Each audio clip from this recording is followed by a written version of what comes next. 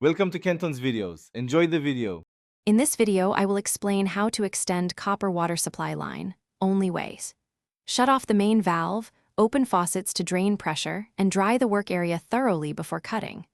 Measure the needed length twice, then cut the copper pipe squarely with a pipe cutter. Deburr the edge, slide on the fitting, apply flux, and sweat the joint evenly for a clean, durable connection you can trust. Measure carefully and plan the layout so the new run has proper slope and access for future repairs. Cut the copper pipe squarely and remove any burrs to prevent leaks and wear on fittings.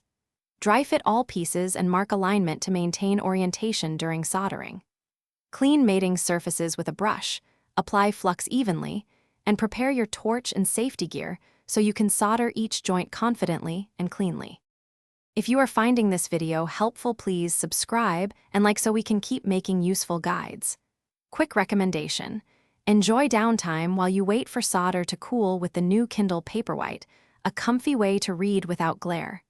Check the description for the link and other deals so you can pick one up if interested. Thanks for the support. Now let's get back to the video.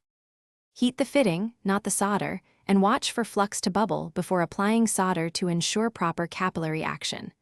Feed solder into the joint at the opposite side of the flame and let it wick all the way around for a complete seal.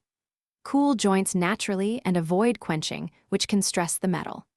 Inspect for full solder fillet, then pressure test the system to confirm the repair holds without leaks. Thanks for watching. Consider subscribing if we helped you.